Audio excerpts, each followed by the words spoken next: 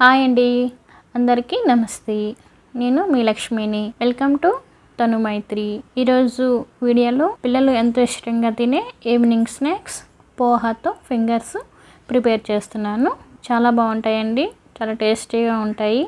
ఇప్పుడు వీటికి కావాల్సినవి ఏమిటో చూసేద్దాం. ఈ పోహా ఫింగర్స్కి ఉడికించిన బంగాళదుంపలు మీడియం సైజు ఒక 2 తీసుకున్నాను. అలాగే 1/2 కప్పు గట్టి అటుకులను తీసుకున్నాను. ఇప్పుడు ఈ అటుకులను మనం మిక్సీలో వేసుకొని మెత్తగా గ్రైండ్ చేసుకోవాలి.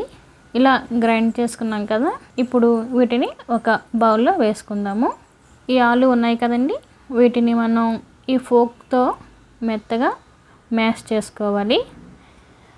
మధ్య మధ్యలో ఎక్కడ పీసెస్ లేకుండా చాలా మెత్తగా మ్యాష్ చేసుకోవాలి. ఇలా చేసుకోవడం వల్ల మనకి ఈ ఫింగర్స్ అనేవి మధ్యలో బ్రేక్ అవ్వకుండా చాలా బాగా వస్తాయి. చూడండి, ఈ విధంగా చేసుకున్నాం కదా. ఇప్పుడు దీనిలో నేను ఒక చిన్న స్పూన్తో రెడ్ చిల్లీ ఫ్లేక్స్ తీసుకున్నాను. అలాగే 1 స్పూను జీలకర్ర, అలాగే టేస్ట్కి సరిపడగా సాల్టు, కొద్దిగా కొత్తిమీర. మీరు స్పైసీగా తినేవారు కొద్దిగా కారం కూడా యాడ్ చేసుకోవచ్చు. నేనైతే కొద్దిగా యాడ్ చేసుకున్నాను. ఇప్పుడు మనం ముందుగా ప్రిపేర్ చేసుకున్న ఈ అటుకుల పొడి కూడా ఇందులో వేసుకొని బాగా కలుపుకోవాలి. చూడండి, ఈ విధంగా గట్టిగా ప్రెస్ చేసుకుంటూ కలుపుకోవాలి. మీరు కావాలనుకుంటే, మనకి ఇంకా లూజ్గా ఉంది అనుకుంటే ఇందులో కొద్దిగా బియ్యపిండి కూడా యాడ్ చేసుకోవచ్చు.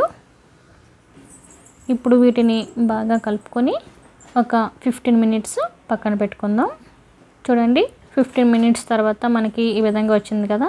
ఇప్పుడు వీటిని చిన్న చిన్న ఉండలుగా చేసుకొని ఒక ప్లేట్లో తీసుకుందాము. ఇలా ఉండలు చేసుకున్నాం కదా.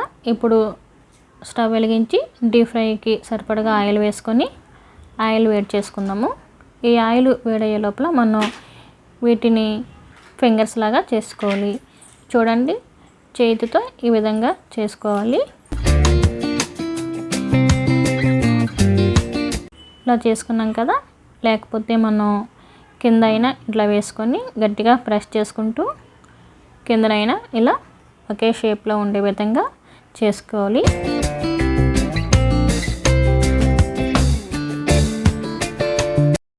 ఇదే విధంగా మొత్తం అన్నింటినీ చేసుకొని ఒక ప్లేట్లో వేసుకున్నాం. ఇప్పుడు ఆయిల్ వేడైంది కదా. ఈ ఆయిల్లో ఒక్కొక్కటిగా నెమ్మదిగా వేసుకుంటూ మీడియం టు హై ఫ్లేమ్లో పెట్టుకుంటూ ఫ్రై చేసుకోవాలి.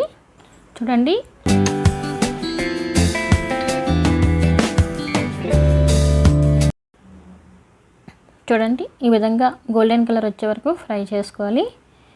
ఇవి ఇప్పుడు ఫ్రై అయ్యాయి కదా, మనం ప్లేట్లో తీసుకుందాము.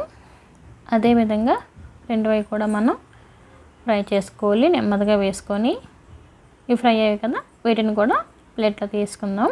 ఇలాగే మొత్తం అన్నింటినీ మనం ఫ్రై చేసుకోవాలి.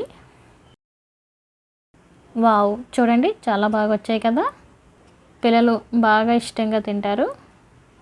వీటిని టమాటో సాస్ తింటే చాలా బాగుంటుంది.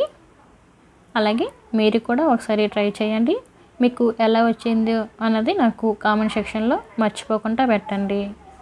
అలాగే ఈ వీడియో కానీ మీకు నచ్చినట్లయితే లైక్ చేయండి, షేర్ చేయండి. మర్చిపోకుండా మా ఛానల్ని సబ్స్క్రైబ్ చేసుకోండి. Thank you for watching. Bye.